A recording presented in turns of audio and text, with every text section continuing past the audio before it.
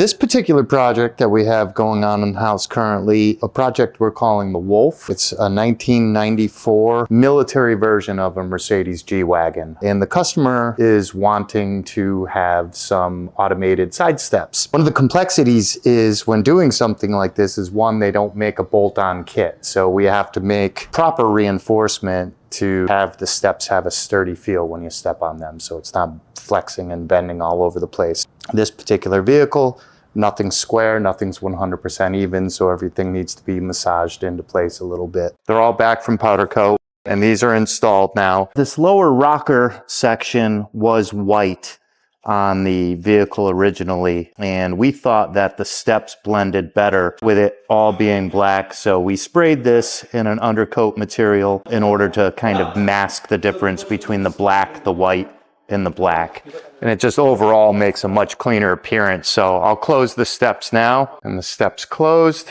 but they disappear. You wouldn't even know that they were on the vehicle. Still plenty of ground clearance, doesn't impose on anything, and they're actually tucked up and underneath the rocker edge just a little bit.